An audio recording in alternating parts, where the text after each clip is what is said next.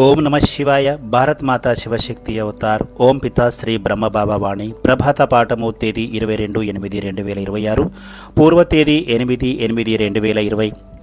ఆత్మిక పిల్లలు, సత్యుగం వచ్చేంత వరకు మనం ప్రశాంతంగా కూర్చోము, పరిగెడుతూనే ఉంటాము, తండ్రి పరిచయాన్ని ఇస్తూనే ఉంటాము.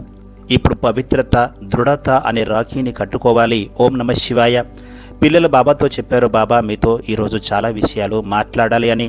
బాబా చెప్తున్నారు, మంచిది పిల్లలు, బాబా ఈరోజు మిమ్మల్ని వెళ్ళనివ్వమని పిల్లలు అన్నారు. బాబా చెప్తున్నారు, మంచిది, మేము గాలి వలె ఉంటాము, మమ్మల్ని ఎలా పట్టుకుంటారు, ఎవరిని పట్టుకుంటారు, పట్టుకుంటే ఈ దేహాన్నే పట్టుకుంటారు కదా, మమ్మల్ని ఏ విధంగా పట్టుకోగలుగుతారు, ఒక సెకండ్ కాలములో వస్తాము, వెళ్ళిపోతాము. సరే సోదరా, ఇక్కడ చిన్నవి పెద్దవి రాఖీలు ఉన్నాయి, కానీ పిల్లలు ఏమని అడుగుతారు, బాబా నాకు అలాంటి రాఖీ కావాలి అని అడుగుతారు. ఇప్పుడు ఆలోచించండి, నా బాబా ఏమి ఇచ్చినా అది నాకు ఎంతో ప్రియమైనది అని ఆలోచించాలి. సరేనా? బాబా ప్రియమైన వారా? ఈ తండ్రి, ఈ దాదా, బాబ్ దాదా ఇద్దరు కలిసి మీకు రాఖీని ఇస్తున్నారు. మీకు ఇద్దరు బాబాలు ఉన్నారు, నాకు మాత్రం ఒకే బాబా ఉన్నారు. కాబట్టి పిల్లలు, మీరు చాలా అదృష్టవంతులు సోదరా, ఎందుకంటే మీకు ఇద్దరు బాబాలు లభించారు. చూడండి, ఈ రాఖీలో మధ్యలో శివబాబా ఉన్నారు. చుట్టూ ఉన్న వీరంతా ఎవరు? పిల్లలు చెప్పారు, మేము జ్ఞాన నక్షత్రాలము అని. అవును పిల్లలు, అందరూ ఏమని ఆలోచించాలి, నేను వజ్రాన్ని ఆ తండ్రితో అతుక్కొని ఉన్నాను భావించాలి. అతుక్కొని ఉన్నారు కదా, బాగా బాబాతో అంటిపెట్టుకుని ఉండాలి. దేనితోనైతే అతుకుతారో దానిని ఏమంటారు? ఫెవికాల్ అని అంటారు కదా. బాబాతో ఫెవికాల్ బంధం ఉంది, నేను బాబాతో అంటిపెట్టుకొని ఉన్నాను అని భావించాలి. ఆ బంధము బలమైనది. మంచిది పిల్లలు, సమీపంలోకి రండి. ఈ లడ్డూని ఎవరు తయారు చేశారు? చేయి ఎత్తండి పిల్లలు. చాలా మంచి టోలి చేశారు. ఆ తర్వాత బాబా ప్రతి ఒక్కరికి తిలకాన్ని దిద్ది రాఖీని కట్టి ఎంతో ప్రేమపూర్వకంగా ప్రసాదాన్ని తినిపించారు. బాబా చెప్తున్నారు, నేను ఆత్మను తండ్రి ఒడిలో కూర్చున్నాను అని భావించాలి. చూడండి పిల్లలు, వర్తమాన సమయంలో మీరందరూ కూడా తండ్రి ఒడిలోకి వచ్చేశారు. నేను పూర్తి 84 జన్మలు తండ్రితోనే ఉండే ఆత్మను అని భావించాలి. 1-2 జన్మల తోడు ఏమాత్రము కాదు. తోడు లభిస్తే పూర్తిగా 84 జన్మల తోడు లభించాలి. సరేనా? ఎలా ఆలోచించాలి? నేను పూర్తిగా 84 జన్మలు తండ్రితోనే ఉండే ఆత్మను అని భావించాలి. ఆ సంతోషంతో నాట్యం చేయండి. ఈ రాఖీలో ఉన్న దారము ఎలాంటిది? ఇది తండ్రి ప్రేమ యొక్క దారము. బాబా గట్టిగా చేయిని పట్టుకున్నారు కదా, తండ్రి అయితే పట్టుకున్నారు, ఇక బాబా వదిలివేయండి అని మీరు ఎప్పటికీ చెప్పకూడదు. ఎందుకంటే ఇప్పుడు వారు వదలరు. అలా అడిగినా కూడా ఎలాంటి ప్రయోజనం లేదు. సరేనా? పిల్లలు సంతోషంగా ఉన్నారా? పిల్లలు చెప్పారు, చాలా సంతోషంగా ఉన్నాము బాబా అని. బాబా చెప్తున్నారు, పిల్లలందరూ సైన్స్ సాధనాలను ఎక్కువగా ఉపయోగిస్తున్నారు, దానిని ఇప్పుడు తగ్గించండి. సరేనా? మేము రోజు చూస్తూనే ఉంటాము. పిల్లలు చెప్పండి, మీరు మొదటగా చదువును చదువుతున్నారా? ఈ రోజు నుంచి ఎలా ఆలోచించాలి? బాబా నాకు ఎంతో అందమైన రాఖీని కట్టారు, నేను బాబాకు ఎంతో ప్రియమైన సంతానాన్ని అని భావించాలి. బాబా ఇప్పుడు రోజు నేను చదువుకుంటాను అని చెప్పాలి. నేను అందరినీ బాబా వారిగా తయారు చేయాలి అని భావించాలి. చేస్తారు కదా పిల్లలు, నేను ఇక్కడికి ఎందుకు వచ్చాను, నేను బాబా వారిగా ఎందుకు మారాను అని ఒకసారి ఆలోచించుకోండి. ఇతరుల బుద్ధిని పాడు చేసే వారి గురించి ఆలోచించకూడదు. వారి గురించి ఆలోచిస్తే బుద్ధి పాడవుతుంది. మనసులో ఏవేవో ఆలోచనలు వస్తూ ఉంటాయి కదా, మరి అప్పుడు ఏం చేస్తారు? బాబా ఒక్కరికి మాత్రమే చెప్పడం లేదు, బాబా అందరికీ తెలియచేస్తున్నారు, అందరినీ చూస్తున్నారు. మీ అందరికీ ఎవరితో ప్రేమ ఉంది? అందరికీ సైన్స్ సాధనాలపైనే ప్రేమ ఉంది. మమ్మల్ని ఎవరూ ప్రేమించడం లేదు సోదరా. పిల్లలు అన్నారు, బాబా మిమ్మల్ని చాలా ప్రేమిస్తున్నామని. అలాంటప్పుడు మీరు సైన్స్ సాధనాలను తగ్గించండి, టెలిఫోన్ వాడకాన్ని తగ్గించండి. బాబా అందరిని చూస్తూనే ఉన్నారు కదా, ఇక్కడికి వచ్చి చూస్తారని అనుకోకూడదు. మీ పక్కన కూర్చొని కూడా చూస్తారు. మీరు ఏమేమి చూస్తున్నారో అవన్నీ కూడా చూడాల్సిన విషయాలు కావు, బుద్ధిని పాడు చేసే విషయాలు. ఇప్పుడు చెప్పండి, రేపు పొద్దున వీటిని నిలిపివేస్తే మీ పరిస్థితి ఏమవుతుంది? నిలిపివేయమంటారా? పిల్లలు అన్నారు, బాబా నిలిపివేయండి. బాబా అడుగుతున్నారు, పక్కగా నిలిపివేయమంటారా? ఒకసారి ఆలోచించండి. పిల్లలు అన్నారు, బాబా రోజంతా మేము మీ స్మృతిలోనే కూర్చుంటాము. మరొకరు అన్నారు, బాబా ముందు మమ్మల్ని మీ దగ్గరికి పిలిపించుకోండి, ఆ తర్వాతనే వీటిని నిలిపివేయండి. ఎందుకంటే మీ సందేశాలన్నీ కూడా వీటి ద్వారానే వింటున్నాం కదా, చదువంతా దీని ద్వారానే చదువుతున్నాము. బాబా చెప్తున్నారు, చూడండి పిల్లలు, చదువు వేరే విషయము. చదువు ఉదయం నుంచి రాత్రి వరకు చదవరు కదా, చదువుకోవడానికి ఒక సమయం ఉంటుంది. 1 గంట, 2 గంటలు, 3 గంటలు పడుతుంది. ఆ తర్వాత ఏమిటి? హోంవర్క్ చేయాలి కదా. కానీ పిల్లలు ఏం చేస్తున్నారు? తండ్రి అంతా చూస్తున్నారు. వ్యర్థమైన విషయాలను చూడకూడదు, వినకూడదు. ఎందుకంటే ఎందుకంటే దీని ద్వారా చాలా టెన్షన్ లభిస్తుంది. ఈ రోజుల్లో ప్రతి ఒక్కరూ టెలిఫోన్ కారణంగా ప్రాణాలు వదిలివేస్తున్నారు. ఎవరైనా సరిగ్గా మాట్లాడకపోతే వెళ్లిపోతారు. ఆ తర్వాత ఈ దేహాన్ని వదిలేస్తారు. టెలిఫోన్ లోనే ఎవరితోనైనా గొడవ జరిగితే ఏం చేస్తారు? ఆత్మహత్య చేసుకుంటున్నారు. మనకు దుఃఖాన్ని ఇచ్చే వస్తువును ఎందుకు ఉపయోగిస్తున్నారు? వస్తువును వాడండి, కానీ సేవ కోసం వాడండి. ఎవరితో మాట్లాడాలో కేవలం మాట్లాడడానికి మాత్రమే వాడండి. గొడవ పడడానికి వాడకండి. గొడవలు వదిలివేయండి. తండ్రి ప్రతిదీ కూడా చూస్తున్నారు. ఒకే సమయంలో 10 మంది పిల్లలు చూస్తున్నంత మాత్రాన బాబా చూడలేరని కాదు. తండ్రి ఒకే సమయంలో అందరిని చూడగలుగుతారు. తండ్రి వద్ద పెద్ద టీవీ ఉంది. ఆయన ఒకేసారి 1,000,000 మందిని చూడగలుగుతారు. కాబట్టి పిల్లలు నష్టం కలిగించే వస్తువుల నుంచి కాస్త దూరంగా ఉండాలి. సరేనా? అర్థమైంది కదా? ఎవరు చేస్తున్నారో వారు దీని గురించి అర్థం చేసుకోండి. చెయ్యని వారు ఇకపై ఎప్పుడు కూడా చేయకండి. సరేనా? చెయ్యని వారు సేవ చేయండి. కాబట్టి ఇప్పుడు వేరే ఏవీ చూడకూడదు. సరేనా? పక్కా ప్రామిస్ చేస్తున్నారా? పక్కాగా చేస్తున్నారా? ఇచ్చిన మాటను తప్పరు కదా? ఎవరెవరు ప్రామిస్ చేస్తున్నారో ఇప్పుడే చెప్పండి. సమయాన్ని వృధా చేయకూడదు. చాలా మంది ఒంటరిగా కూర్చొని ఏవేవో చూస్తూ టైం పాస్ చేస్తూ ఉంటారు. అదే మీరు ఒంటరిగా కూర్చొని ఓంకారం యొక్క ధ్వని చేసి తండ్రి టీవీని చూస్తే అందులో ఎంతో లాభం ఉంటుంది. ఈ టెలిఫోన్ ఆటోతో ఏమొస్తుంది? తండ్రి ఇలాంటి ఫోన్ ఇవ్వలేదు. తండ్రి ఇలాంటి ఫోన్ ఇవ్వరు. మరి ఇప్పుడు మీకు ఏం కావాలో ఆలోచించండి. తండ్రి యొక్క సర్వశక్తులు కావాలా, లేక ఈ సైన్స్ సాధనాలు కావాలా? ఇలాంటి సైన్స్ సాధనాలు అందరి దగ్గర ఉన్నాయి. వీటిని మీకు ఎవరైనా ఇవ్వగలుగుతారు. కానీ ఎవరు ఇవ్వలేనిది తండ్రి మాత్రమే ఇవ్వగలుగుతారు. మీరు ఇప్పుడు ఏం చేయాలి? అందరి వద్ద ఉన్నది కావాలా, లేదా ఎవరి వద్ద లేనిది కావాలా? అయితే ఇందులో సమయాన్ని వృధా చేయడము నిలిపివేయండు. ఎప్పుడైనా ఒంటరిగా ఉన్నప్పుడు ఈ రోజంతా ఫోన్ ఉపయోగిద్దాము, నన్ను చూసేవారెవరు ఇక్కడ లేరు కదా అని అనుకుంటారు. మళ్ళీ ఏమంటారు? బాబా మాకు సమయం లభించడం లేదు, మురళి ఎలా చదవాలి అని అంటూ ఉంటారు. సమయాన్నంతా ఈ ఫోన్ తినేసింది, మళ్ళీ టైం లేదు అని అంటారు. 20 నిమిషాలు కూడా లభించడం లేదా? ఉంటుంది కదా. ఫోన్ లో 4 గంటలు గడిచిపోతుంది. ఆ 4 గంటలు ఇలా గడిచాయో కూడా మీకు తెలియదు. తీరా మురళి చదవడానికి కూర్చున్నప్పుడు నిద్ర వస్తుంది, కునుకులు తీస్తారు, లేదా ఏదో ఒక పని గుర్తుకు వస్తుంది. మురళి చదివే మధ్యలోనే విషయాలన్నీ గుర్తుకు వస్తాయి. ఎప్పుడైనా ప్రశాంతంగా కూర్చొని 20 నిమిషాలు మురళి చదివారా? ఓం ధ్వని చేసేటప్పుడు మనసు అటు ఇటు తిరుగుతూ ఉంటుంది. నాకు ఆ పని ఉంది, ఈ పని ఉంది, త్వరగా లేచి ఆ పని ముగించుకుందామని అనిపిస్తుంది. ఆ తర్వాత ఓం ధ్వని ఎటుపోయిందో తెలియదు. ఫోన్ చేతిలోకి వచ్చేస్తుంది. బాబాకు మాట ఇచ్చి మరీ వెళ్ళిపోతారు. ఉదాహరణకు మిమ్మల్ని ఎవరైనా పిలిచారనుకోండి. మీరు అక్కడికి వెళ్ళాక వారు మీతో 1 నిమిషం మాట్లాడి ఉండండి ఇప్పుడే వస్తాను అని చెప్పి 2 రోజుల పాటు తిరిగి రాకపోతే ఎలా అనిపిస్తుంది? బాధగా అనిపిస్తుంది కదా. బాబాను కూడా బాబా విచ్చేయండి, భోజనం చేద్దామని పిలుస్తారు. ఆ తర్వాత వేగంగా తినేస్తారు. తిన్నాక చివరి సమయంలో తండ్రి గుర్తుకు వస్తారు. కడుపు నిండిపోయాక అయ్యో బాబా మిమ్మల్ని మర్చిపోయాము అని అంటారు. ముందుగా ఏమంటారు? బాబా విచ్చేయండి, భోజనం చేయండి అని పిలుస్తారు. కానీ మీరు తినిపించినంత వరకు బాబా ఎలా తింటారు?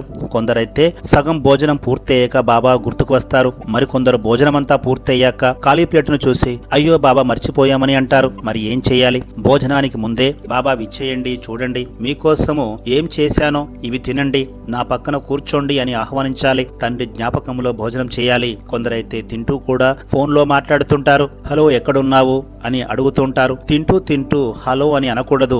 ఏం చేయాలి? నా బాబా, నా తోడు నీడై ఉన్నవారు, మీరు విచ్చేయండి, మాతో పాటు భోజనం చేయండి అని పిలవాలి. తండ్రి పైనుంచి చూసి ఈ బిడ్డ ఎక్కువ ఫోన్ చూస్తున్నారు అని ఉత్తరాన్ని కూడా రాస్తారు. మరి అలాంటి ఉత్తరం రాయమంటారా? రాసినా రాయకపోయినా అదంతా కూడా అక్కడ ఉండే కెమెరాలో రికార్డ్ అయిపోతుంది. వినాశనం గురించి పిల్లలు మీరు చింతించకండి. అది జరిగేటప్పుడు తండ్రి స్వయంగా మిమ్మల్ని పిలిపించుకుంటారు. సరేనా? చూడండి పిల్లలు, ఏ కర్మలో అయితే తండ్రి యొక్క స్మృతి ఉంటుందో ఆ కర్మ ఎప్పటికీ విఫలం కాదు.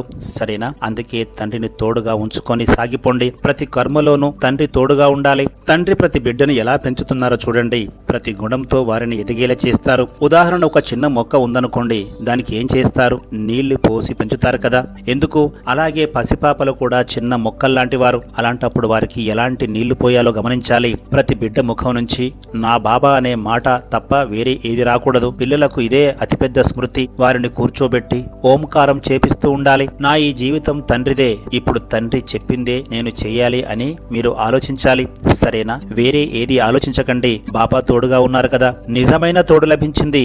అసత్యమైన ఆధారాలు తొలగిపోయాయి. ఇప్పుడు తండ్రి ప్రేమ యొక్క బలమైన దారము లభించింది. ఇది స్థూలమైనది కాదు, రాఖీలో ఉండే ఈ ముడి ఆధ్యాత్మిక బంధము లాంటిది. ఇప్పుడు నా హృదయంలో ఎవరు ఉన్నారు? కేవలం నేను, నా బాబా మాత్రమే ఉన్నారు. బాబానే నా ప్రపంచమని భావించాలి. బాబానే మన ప్రపంచమైనప్పుడు ఇక ఎలాంటి లోటు ఉంటుంది? ఎందుకంటే ప్రపంచంలో రెండే విషయాలు ఉంటాయి, ఒకటి వస్తువు, రెండవది వ్యక్తి. ఆ రెండూ లభించాయి. తండ్రి నా సమస్త ప్రపంచము. ఈ వస్తువులను ఎవరు తయారు చేశారు? తండ్రి తయారు చేశారు. ఈ విశ్వమంతా కూడా తండ్రి యొక్క రచన అని ఎప్పుడైనా కూర్చొని ఆలోచించారా? ఈ సమస్త విశ్వాన్ని సృష్టించింది వారే నా ప్రపంచము. ఏదైనా కష్టం వస్తే ఏమనాలి? నా బాబా నాకు తోడుగా వచ్చి నాకు సహాయం చేయండి అని పిలవాలి. మీరు ప్రపంచంలో ఎవరిని పిలిచినా, సైన్స్ సాధనాల ద్వారా పిలిచినా ఆ సాధనము పనిచేయకపోవచ్చు, లేదా మీరు పిలిచే వ్యక్తి దూరంగా ఉండిపోవచ్చు. కానీ తండ్రిని పిలిస్తే వారు దూరంగా ఉండరు. వారు ఇచ్చిన సైన్స్ సాధనం ఎప్పటికీ పాడు కాదు. దానికి ఒకటే నెంబర్ ఉంటుంది. అది ఏమిటి? నా బాబా అనే నెంబరు. దానిని డయల్ చేయగానే తండ్రి హాజరైపోతారు. చూడండి, బాబా అనే పదాన్ని ముందు నుంచి వాడుతున్నట్లయితే మీకు కష్టం కలగదు. ఒకవేళ వచ్చినా నా బాబా, నా తోడు నీడ వచ్చి నాకు సహాయం చేయండి అని పిలవగానే ఆ తర్వాత అద్భుతాన్ని చూడండి. నేను ఎవరిని? ప్రియమైన బాబా యొక్క ప్రియాతి ప్రియమైన మధురమైన ఆత్మను. ఈ విధంగా మీరు భావించాలి. సరేనా? అర్థమైంది కదా? ప్రపంచంలో దుఃఖాన్ని ఇచ్చేవారు చాలా మంది ఉన్నారు, కానీ తండ్రి యొక్క ప్రేమ సంబంధము ఎంతో సుఖాన్ని ఇస్తుంది. మీరు ఏమంటారు? నా బాబా, మీరు నాతోనే ఉండండి అని అంటారు కదా. బాబాని స్నేహితుడుగా చేసుకోండి. భక్తి మార్గంలో ఏమని పాడారు? నీవే నా బంధువు, నీవే నా సఖుడవు, నీవే నా తోడు, నీవే నా ఆధారమని పాడారు కదా. స్నేహితుడు కూడా అందరి మాటలు వింటారు, సహాయం కూడా చేస్తారు. కానీ ఆ స్నేహితుడు నిజమైన వారా అని గమనించాలి. ఇతరులకు మీ మనసులోని మాటలు చెప్పే ముందు వీరు ఎవరికైనా చెప్పేస్తారేమో అని ఒకసారి ఆలోచిస్తారు కదా. మళ్ళీ ఏమని చెప్తారు? వారికి ఎవరికి చెప్పకు సుమా అని కూడా చెప్తారు. కానీ వాస్తవంగా చూసినట్లయితే మీరే మీ మనస్సులోని మాటను దాచుకోలేనప్పుడు వారు మాత్రం ఎందుకు దాచుకుంటారు? మీపైన మీకే నమ్మకం లేనప్పుడు ఎదుటివారిపై నమ్మకాన్ని ఎలా ఉంచుతారు? కాబట్టి బాబా మాత్రమే మన మనసులోని ప్రతి విషయాన్ని చెప్పుకోగలిగే నిజమైన స్నేహితుడు. వారు మన బాబా. కేవలం మీరు, నేను మాత్రమే అని ప్రామిస్ చేయండి. సరేనా? పిల్లలు, డ్రామా ఎల్లప్పుడూ కళ్యాణకారి అని గుర్తుంచుకోవాలి. డ్రామాలో ఎవరి పాత్ర ఆవిష్కరించబడినా దాని ద్వారా అందరికీ మేలే జరుగుతుంది. బాబా నాకు ముందే ఎందుకు లభించలేదు అని ఎప్పుడూ కూడా ఆలోచించకూడదు. నా పాత్ర ఇప్పుడు ఆవిష్కరించబడింది కాబట్టి ఇప్పుడు నేను వేగంగా పరిగెత్తాలి, తీవ్ర పురుషార్థం చేయాలి అని భావించాలి. జ్ఞాన సూర్యుడు నా బాబా, నేను ఆ జ్ఞాన సూర్యుని భాగస్వామిని అని భావించాలి. మీరు గుర్తు చేయగానే తండ్రి ప్రత్యక్షమవుతారు. అంతే కదా. బాబా ఎప్పుడు లభిస్తారో ఏమో అని మీరు అనుకొని ఉండవచ్చు, కానీ చూడండి, ఏదైతే అనుకున్నారో అది లభించింది. ఇక మిగిలింది ఏముంది? ఏమీ లేదు కదా. సమస్త ప్రపంచం యొక్క సుఖము నా ఒడిలోకి వచ్చేసింది. ఇప్పుడు దాన్ని నేను అందరికీ పంచాలి అని భావించాలి. మీ ఒడి నిండిపోయింది కదా, ఎక్కడా ఖాళీ లేదు కదా. భాగ్యశాలి ఆత్మకు గుర్తేమిటి? ఎవరైనా ఏమైనా చెప్పని నా భాగ్యాన్ని ఎవరు లెక్కించారు అనే సంతోషం మీకు కలగాలి. నాకు ఎవరు లభించారు? ఇలాంటి ఆలోచన రావాలి. సరేనా? ఇకపై బాబా నాలో ఏ లోపం ఉందని నన్ను వదిలి వెళ్ళిపోయారు అని చెప్పరు కదా. బాబా ఏ ఒక్క బిడ్డను కలవకుండా వెళ్ళరు. ఇది తండ్రి యొక్క అభయహస్తము, తండ్రి యొక్క తోడు. ఇది ఎప్పటికీ విడిపోదు. ఈ విషయాన్ని ఎప్పుడు మర్చిపోరు కదా. అందుకే చూడండి పిల్లలు, బాబాకు కూడా పిల్లలంటే ఎంతో ప్రేమ. నా బాబా ఎక్కడ ఉంటారు? పరంధామములో ఉంటారు. అందరి దృష్టి ఎటువైపు ఉంటుంది? పైవైపే ఉంటుంది కదా. పరమాత్మ ఒక్కరే, మనమందరము ఆ ఒక్కరి సందేశాన్నే అందించాలి.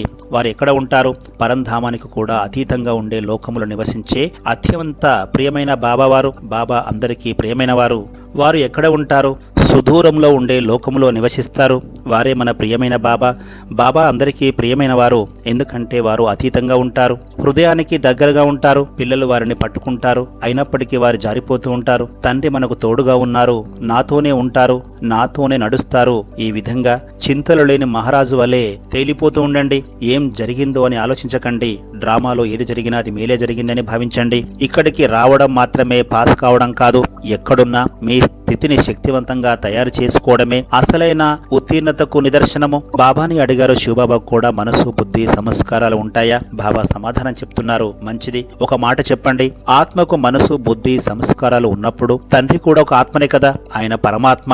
మరి వారికి ఎందుకు ఉండవు? తండ్రి యొక్క ముఖ్య సంస్కారము ప్రేమ. అది ఎవరిపైన ఉంటుంది? పిల్లలపైన ఉంటుంది. చూడండి పిల్లలు, మీరు తల్లి గర్భం నుంచి వస్తారు, జన్మ తీసుకుంటారు, కానీ తండ్రి గురించి ఏమని చెప్తారు? తండ్రి అవతరిస్తారు అని చెప్తారు కదా. అవతరించి ఎంతగానో ప్రేమిస్తారు. వారిలో ఈ సంస్కారం లేదా? వారిని తండ్రి, టీచర్, సద్గురువు, మహాకారుడు కూడా అంటారు కదా. ఇవన్నీ కూడా తండ్రిలోనే ఉన్నాయి కదా. చదువు చెప్పినప్పుడు టీచర్ యొక్క ప్రేమను, పంచినప్పుడు తండ్రి యొక్క ప్రేమను, తీసుకువెళ్లేటప్పుడు సద్గురువు యొక్క బాధ్యతను, ఈ సమస్త ప్రపంచాన్ని ప్రక్షాళన చేసినప్పుడు ఆయన ఏమవుతారు? అప్పుడు వారు తండ్రి కాదు, టీచర్ కాదు, సద్గురువు కాదు, కేవలము మహాకాలుడే అవుతారు. బాబాని అడిగారు, బాబా మనం సద్గురువుతో పాటు వెళ్తాం కదా, మహాకాలుడితో వెళ్ళం కదా? బాబా సమాధానం చెప్తున్నారు, లేదు, తండ్రిని ప్రేమించే పిల్లలందరూ సద్గురువుతోనే వెళ్తారు. ఆ మహాకాలుడు బయటివారి కోసము, బయటివారు ఏమంటారు? బయటివారంటే ఎవరు? బ్రాహ్మణ పిల్లలైనా సరే అన్ని విషయాలు తెలుసు కూడా డ్రామాలో లేని పనులు, శ్రీమతానికి విరుద్ధమైన కర్మలు చేస్తే అలాంటి వారికి వారు ధర్మరాజు అవుతారు.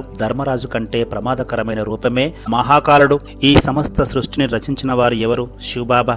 బాబా చెప్తారు, నేను వినాశనాన్ని చేయను అని. ఒకవేళ చేసినట్లయితే ఆ పాపమంతా కూడా నాపైనే పడుతుందని చెప్తారు. ఆ మాట కూడా నిజమే. తండ్రి తన పిల్లలను ఎందుకు దండిస్తారు? తండ్రి ఎప్పుడు కూడా పిల్లలను దండించరు, ఎందుకంటే వారు తండ్రి పాత్రను పోషిస్తున్నారు కదా.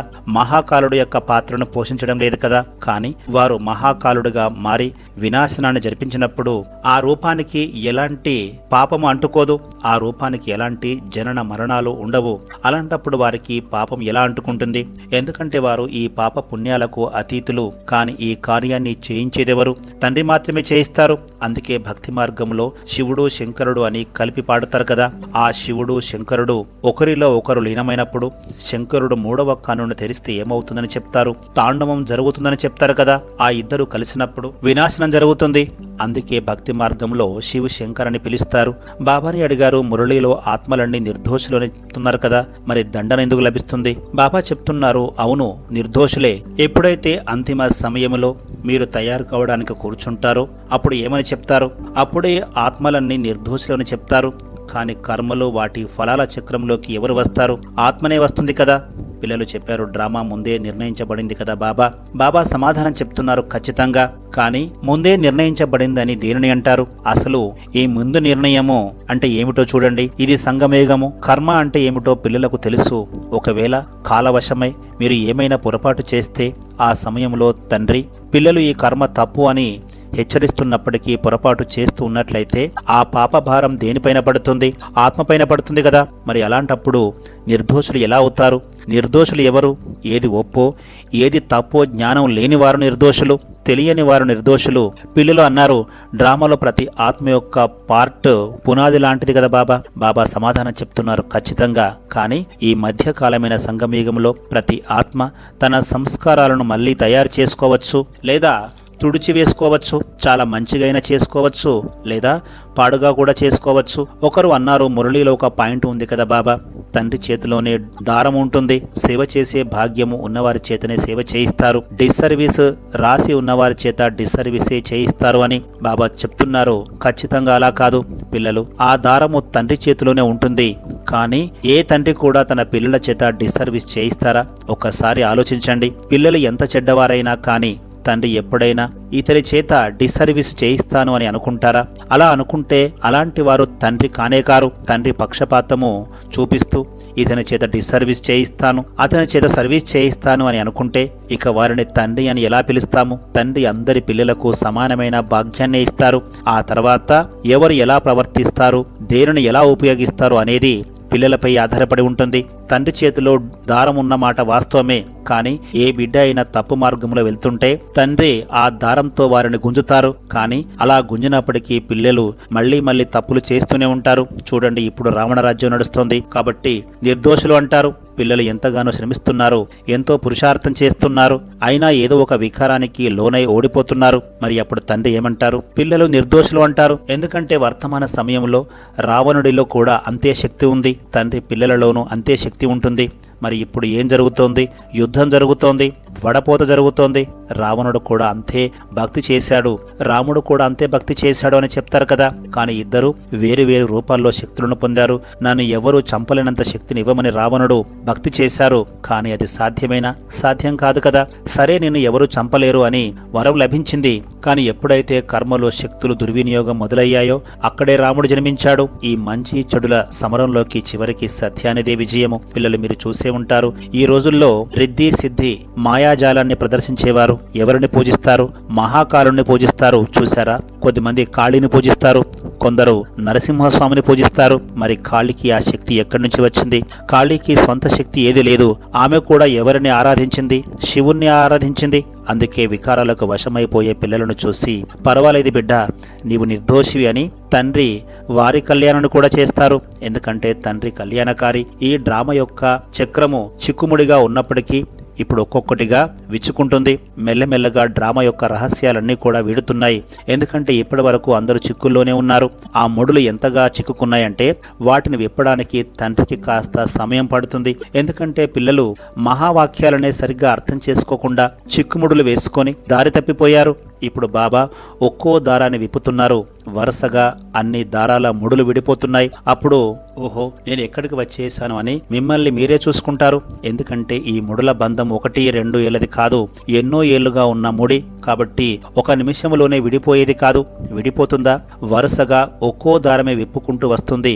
ఎందుకంటే వజ్రాల వంటి పిల్లలను ఒక వలలో బంధించి ఉంచారు. పిల్లలు పెద్దవారయ్యాక నేను ఎక్కడ చిక్కుకపోయాను అని ఆలోచిస్తారు. ఆ వలను కత్తిరించే కత్తెర ఇప్పుడు మీకు లభించిందని భావించండి. వరదానము: పదమా పదమ భాగ్యశాలి భవ. ఈరోజు తండ్రి పదమా భాగ్యశాలి పిల్లలను చూస్తున్నారు. ప్రపంచమనే షోకేసులో ఉన్న అమూల్యమైన రత్నాలు మీరు. వర్తమాన కాలంలో ఫరిస్తా రూపంలో, భవిష్యత్తులో దేవతా రూపము, మధ్యలో పూజ్య రూపము. ఈ 3 రూపాలు ఎంత శ్రేష్టమైనవి. ప్రతి రత్నము కోట్లల్లో ఒకరు, ఆ కోట్లల్లో కొద్ది మందిలో కూడా ఒకరు అని మిమ్మల్ని మీరు భావిస్తున్నారా? ఓం నమః శివాయ.